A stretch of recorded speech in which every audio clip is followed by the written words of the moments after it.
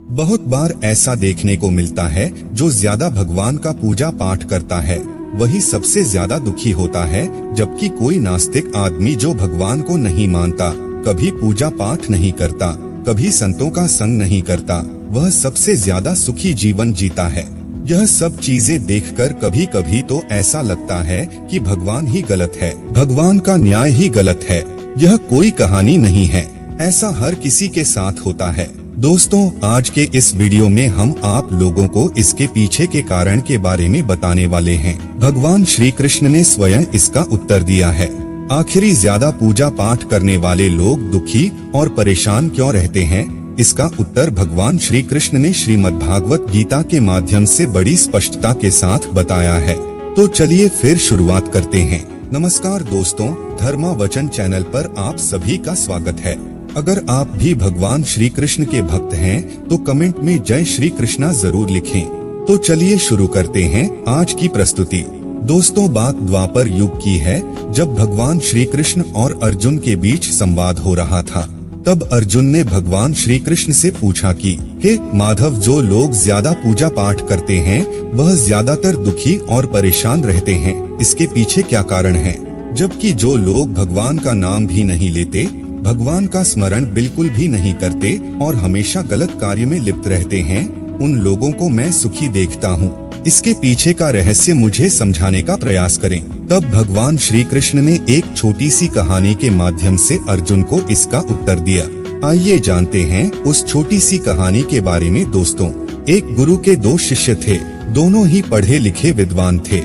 दोनों में फर्क सिर्फ इतना था कि एक भगवान को मानने वाला था और दूसरा भगवान को न मानने वाला नास्तिक था। एक ऐसा था जहाँ पर भगवान की कथा होती थी, जहाँ सत्संग होता था, जहाँ भजन होता वहाँ दौड़ के चला जाता और भगवान की पूजा पाठ करने लगता। दूसरा शिष्य इन सब चीजों से काफी दूर था। वह शराब पान भी करता था, वेश्याओं के साथ गमन करता था। सारी बुरी आदतें दूसरे शिष्य में थी। एक दिन क्या हुआ, एक शिष्य शराब पीकर अनाप शनाप बोलते हुए रास्ते में पैदल चलते हुए अपने घर को जा रहा था। अचानक उसको रास्ते में पैसों से भरा एक बैग मिल जाता है। उसकी खुशी का ठिकाना नहीं रहता। वह जोर जोर से चिल्लाते हुए सबको बताता है, मुझे आज पैसों से भरी बैग की थैली मिल गई, मेरा जीवन सफल हो गया।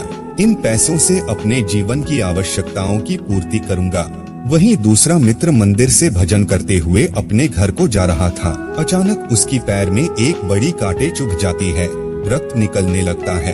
ठीक उसी समय दूसरा शिष्य भी वहीं पहुंचता है और हंसते हुए उसको बोलने लगता है, क्यों तुम ही हो ना जो सबसे ज्यादा पूजा पाठ करते हो, भगवान का भजन करते हो, क्या दिया तुम्हारे भगवान ने तुम्हें? मुझे देखो, मैं कभी मंदिर नहीं गया और ना ही मैंने कोई भी काम अच्छा किया। मेरे घर में भगवान का मंदिर भी नहीं है।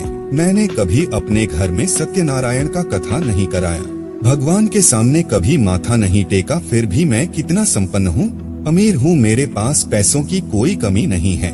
सबसे ज्यादा सुखी जीवन मैं ही जी रहा हूँ। अच्छे शिष्य को उसकी बात चुभने लगी।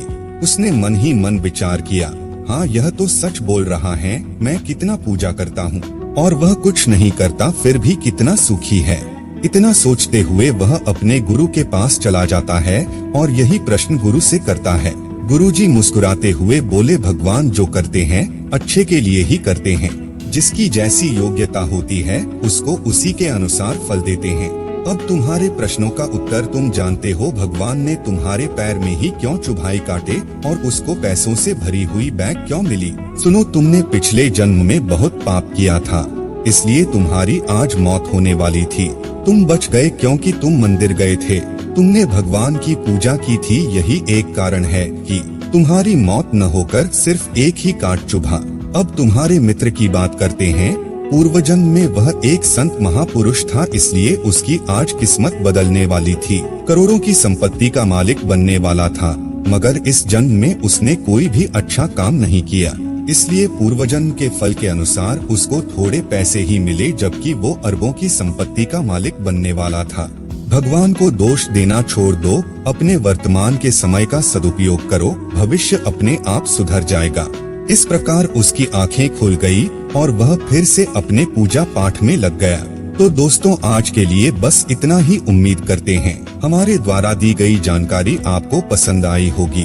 तो मित्रों, अगर यह वीडियो आपको पसंद आई हो तो लाइक और शेयर जरूर कीजिएगा।